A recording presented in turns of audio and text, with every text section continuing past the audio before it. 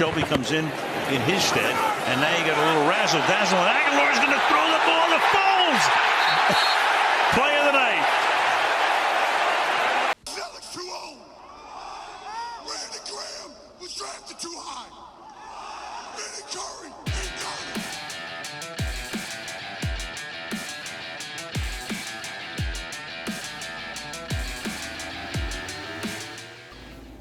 God send me an angel from the heavens above. Lil Brunson back at you with the back at you. And I am the best reporting on the Eagles. I'm about to get a fresh cut today. You know, the beard gonna be glistening like Chris Breezy. Beard gonna be dancing like Chris Breezy. Shout out my barber, Isaac the Barber. Now, I should do a video, let y'all meet my barber. He dope. Everything he do is dope. So, yeah. The Philadelphia Eagles last night ran into a little bad weather, if I'm not mistaken. We ran into some bad weather, and then we end up having to stay up late with a dumpster fire. There was a fire on dumpster. There was a dumpster on fire. But this dumpster that was on fire, this is just a quick story before I get into the point of what I'm saying. This dumpster that was on fire was led by a man who isn't a man on the football field. Now, everybody picked the Eagles to lose except one or two analysts, if I'm not mistaken, except one or two guys. Everybody else picked the Eagles to lose. Now, I'll tell you this. I'll tell you what separates analysts from me, especially when we talking about the Eagles. Because I think to prove my accuracy, I think I should branch off more into talking about other teams. Maybe I'll analyze the games of the rest of the NFC East. Maybe I'll do that, but I feel like there's no need in talking about them because it's only going to come out as hate because I'm an Eagles fan through in and throughout. So I'm not even going to worry about them. I'm more going to worry about the Eagles for the time being. When it's time to branch out, that's when Bleacher Report or somebody making a phone call saying, hey, we want a Lord Brunson show. You doing your thing. But they need to start. It don't have to be personal, but sometimes you got to judge a football player because football is a physical sport. You got to judge a football. You got to judge it. You got to judge a game by the character of the man that's in charge. And when I keep telling y'all that Matt Ryan don't have what it takes, don't have the proxy, don't have the testicular fortitude to be in a game against the Philadelphia Eagles, I meant every word of that. I meant every word of that. When I keep telling y'all that he don't have what it takes to be in this type of game.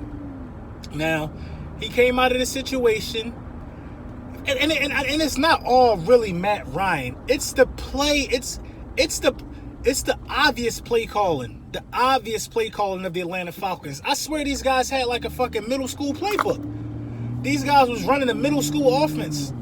They were so determined to get to the edge, but we are too fast and we are too big to get to the edge on. When you got defensive linemen reading the screen plays, when you got linebackers coming from the linebacker position and smacking down the wide receiver screen, we are reading everything you're doing. We got an intelligent defense. And by God, Ronald Darby is going to be a top 3 cornerback in the league this year. I think Ronald Darby got a shot at being the number 1 cornerback in the league this year. He might not lead the league in interceptions, but that boy got defense, man. He got some crazy defense, man. His technique is brilliant. The brilliance of Ronald Darby, man. The brilliance of Ronald Darby, man. I'm trying to tell you, the brilliance of Ronald Darby. I just need Jalen Mills to I need Jalen Mills to catch up. Literally, I need all the cornerbacks to have a conversation with Ronald Darby, and they need to catch up. But I know you can't. The type of speed Darby got can't be taught. But my God, his technique and his speed it plays hand in hand, man. Hand in hand. He's running from 5 yards back on dig routes and smacking the ball down. He's quick, man. He's very fast. Oh man, it was beautiful. Hicks looked great. The defensive line looked great. Haloti Ngata chasing people down. Oh my God, he's in his 14th year. Fletcher Cox, Chris Long, Barnett, man, a couple bad offsides penalties lining up in the neutral zone with him, but he looked fast. I mean, Bennett swallowing people up, chasing people up behind the line. Ridiculous, man, the way that we rotate that line and keep everybody fresh, especially in a game like that when it was that hot. Hicks looked good. I mean, the defense, I've been saying this. Everybody wants to focus on Nick Foles so bad, but the defense is what's going to propel us to new heights, even when Carson Wentz gets back. Defense wins championships. And you got, and quite frankly, I'm upset and I'm confused and I'm nervous because a lot of people who are much older than me that I respect their sport opinions are saying stuff like, and there's more than one person. They're telling me, no, points on the board win games. How? Yeah, ultimately you got to outscore your opponent, but you got to stop them from scoring. On the first drive of the game, the Atlanta Falcons had the opportunity to take the 3 points. They didn't take the 3 points. Not that it would have helped them anyway because they lost by more than 3, but they didn't take the 3 points. But if you're not going to take the 3 points, you got to make sure you score on that fourth down. They didn't do either one. And it's like, come on, man. Come on. They go for it on fourth down, 4th and goal. They don't get it. We played a bad field position game because we got to start backed up in our own end zone like on a 4-yard line. We go 3 and out. We punt. They get the ball back at like the 50-yard line. We still don't let them get in the end zone, but they get their little field goal right there. It takes us a while to get warmed up. On offense. I acknowledge that. But I feel like starting Sproles off as running the ball, your RB1, I don't think that was a good idea. I think Jay Ajayi needs those carries in the beginning of the game. You know what I mean? Jay Ajayi played really good. I said we was going to run the ball down their throats, and we ran the ball down their throats. I don't know if we got 100 yards total with our running backs, but you know, Clement found a nice hole towards the end of that game to ice the game, to put it away. The offensive line, to me, they're not moving how they were moving towards the end of last season, but I think that'll all get corrected. You know, JP played well. JP played really well, but it took us a while to get warmed up on offense. Very uncharacteristic drops by Zach Ertz. I'm sure that won't keep happening. Goddard, you got to bring that one in, Goddard. The one that popped off and Nick got the interception. Well, that wasn't Nick's fault. You got to bring that in, Goddard. And one thing that I saw from Nick is Nick was taking his time. He wasn't really trying to force anything, but we did get away with them dropping a few interceptions, as well as Rodney McLeod dropped 2 interceptions. So I guess that's give and take right there. I guess that's they're defensive backs and safeties because they can't catch. I guess that's a true statement. Yeah, but other than that, Nick looked good to me. I mean, you can't fill up the stat sheet every game, or you can have great stats and still lose like Matt Ryan did. You know what I mean? We got that one interception on Matt Ryan. Doug Peterson's a genius. Takes Darby out the game, throws Rasul in because we know the play that's coming. We know what they're doing. Do you understand the team?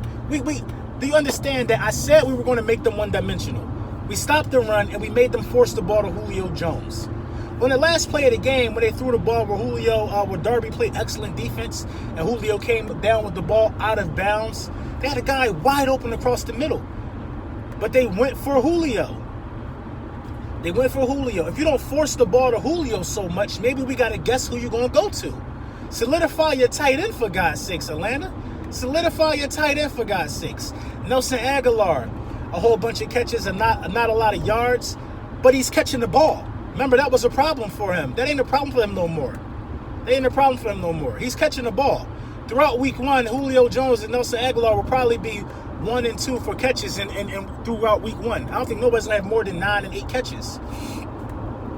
You know, we were just bigger than them up front. Like I said, we were bigger than them. Our offensive line was bigger and more physical. We tried to do that shifty side-to-side running because we had the speed backs in at first with Sproles and Clement.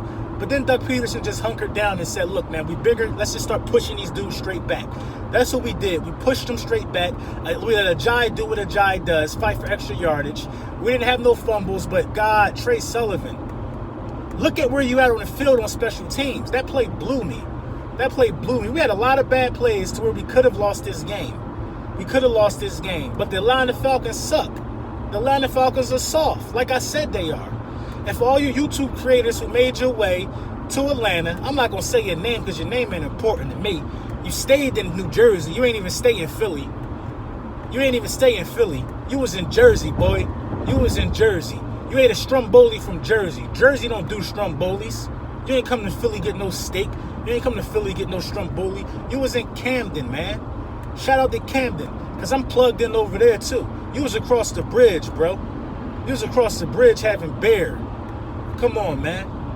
Don't act like you was in Philly, running through Philly, talking all that crazy stuff. You wasn't nowhere near in Philly. You stayed in Camden. You probably at the airport right now looking stupid with a Matt Ryan jersey on. Matt Ryan ain't better than no goddamn Carson Wentz. Matt Ryan ain't better than Carson Wentz. Granted, Nick Foles ain't throw a touchdown pass, but Nick Foles ain't Matt Ryan. Nick Foles ain't Matt Ryan. People want to bash Nick Foles so bad. Matt Ryan looked worse than Nick Foles. How many cracks in the red zone did Matt Ryan have? How many times did Matt Ryan look like a sitting duck standing in the pocket, getting sacked, getting brung down, not even throwing the ball? Matt Ryan running for his life, getting intentional groundings. That's rookie shit right there. Come on, man. I'm not worried about that, man. Nick Foles played a game that was conducive to winning. And it's all about winning. It's all about winning. The Atlanta Falcons got a defense. They defense okay. They fly around. They fly around. They defense okay. They fly around. So it's not unlikely for a quarterback to struggle his first time seeing that type of defense. But we're going to blow the Buccaneers out. Or the Buccaneers might put up a better fight than the Falcons. I mean, the Falcons trash, man. I'm trying to tell y'all, man. I've been telling y'all the Falcons are trash to me. They trash to me, man, and it solidifies it. What was the Falcons head coach trying to do going forward on 4th and down on a sweep play? We are fast on the outside. We fast on the outsides. Give me one play where they broke something on the outsides. That one screen to Tevin, to the dude Tevin. That one screen play where we almost batted that down. He took it about what, 20-something yards. 20-something yards. Now I understand Julio gonna get his. Julio Jones gonna get his. And he got his. Julio's phenomenal. But why not have Julio in on the goal line? I could coach the Falcons better than the Falcons head coach could coach the Falcons. I can. Stop forcing the ball to Julio. Then maybe you could win a ball game. Work Julio into the offense like everything else. Now I will agree with you. I will say this. I think that Julio Jones catch that was bobbled and he came down out of bounds wasn't a catch. Now, it wasn't a catch. We're not going back on no calls. It wasn't a catch. You want me to tell you why? Because the very obvious pass interference on Mike Wallace wasn't called.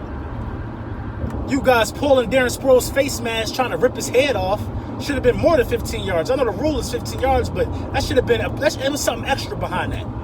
It was something extra behind that. I'm tired of Darren Sproles' face mask getting pulled like that every year. You know what I'm saying? You wasn't going to come in there on the night the banner dropped and beat us. No matter you holding us to 3 points in the first half, you wasn't going to beat us. You wasn't going to beat us, man. You held us to 3 points in the first half. You got 6 points in both halves. You know what I mean? We finished the game with 18. You know your defensive line is tired and small and weak when we are simply running the ball for a 2-point conversion. That's a pass play 9 times out of 10. We're just pushing you back and getting 2 points. We should start little boying a lot of these teams like that this year. We should do that to a lot of people. A lot of people. Now, there's not many negatives I got on defense, man. I ain't got nothing negative to say about the defense. I think we gave Matt Ryan a little bit too much time at times, but you can't do what you Brandon Graham. Oh my God, you looked good. If you had missed that much time and not even played in training camp, you looked great. You looked great. Brandon Graham and Fletcher Cox might have the 2 highest football IQs in the NFC on defense. On defense, I've never seen a defensive tackle move the way Fletcher Cox was moving when he was sniffing out those screens, shutting it down, sealing Matt Ryan into the pocket. We was basically playing contain to keep him in the pocket and flush the pocket from the front, pressure the pocket from the front with our defensive tackles. A lot of people don't have the luxury of doing that. A lot of people don't have the luxury of doing it. And then when we sneak you with a blitz and bring a linebacker or bring a safety, you already know what it is, man. You know what it is. You know what it is. Very great tackling by the cornerbacks. There wasn't no missed tackles last night. I didn't see any. But like I said, once the offense clicks with the defense, a lot of people are going to get blown out. A lot of people are going to get blown out this year by us, man. A lot of people are going to get blown out this year by us. And what did I say? I said in week 1 that we was going to be amongst the top 3 teams to hold our opponent to the lowest point total. We're trending towards the lead on defense. I feel like we're going to have the number 1 defense in the league this year. I just want Jalen Mills to stop biting on double moves. It's hard because you were guarding Julio, but you don't have to bite on every double move, Jalen. You don't got to do that. I love Jalen Mills, but you cannot be biting on those double moves like that. At least you were right there to make that ball get bobbled. You know what I mean? At least you recovered. It wasn't a catch, so I can't fault you for biting on a double move. But next time we might not be so lucky with him not surely corralling that ball like he should have. You know what I mean? It was never no doubt in my mind we was going to win this game. I'm not even happy about the win because like I said, we 1-0. If we would have lost, we would have been 0-1. We 1-0, and the Falcons got a bunch of questions to answer. But Doug Peterson is such a good coach. Now, had the Falcons won that game, they would be happy like they won a Super Bowl. I promise you they'd be happy like they won a Super Bowl. They would be so happy like they won a Super Bowl. That's the difference between a champion and somebody who ain't never been a champion. We used to be like that, Philly. But now that we won that game, we want to fix the stuff that we could have fixed, so we should have blown them out. We should have won that game decisively. They were trash on offense. They were trash. They weren't even looking Sanu's way. And that rookie, Ridley, the guy that's supposed to make them so explosive, he almost got his damn neck broke. I didn't even see him catch a ball. Come on, man. All that stuff is water under the bridge to us, man. We on to next week. Falcons might be firing their coach or firing their goddamn offensive coordinator before the year is out. These my two top coaches that's gonna get fired. I think Gruden gonna get fired, and I think somebody on the Falcons staff gonna get fired. They worked on red zone offense all season. It was terrible. What'd you work on? Taking Julio out of the game so we have to guess who you're going to? That's not a good plan. You want to leave your best receiver on the field as a decoy so that we have to truly guess who you're going to. We could guard the rest of those bums one-on-one. Julio going to get tired of losing. He going to demand a trade. Money ain't everything when you're losing in the fashion Julio Jones losing. I mean, the guy almost had 200 receiving yards. You still can't win a game. Stephen A. Smith is going to tear the Falcons up this morning. Mark my words. He's going to tear the Falcons up this morning. I should be tearing y'all up, but I'm not impressed with you. I knew you was trash. I knew what you were. I know you ain't no dark horse to get to the Super Bowl like they keep saying. I don't want to have no excuses from no Falcons fans, especially no trolls in my comments. I don't want to have nothing from no trolls in my comments. You got trolls with the audacity messaging me talking about I'm hot and the score was 0-0.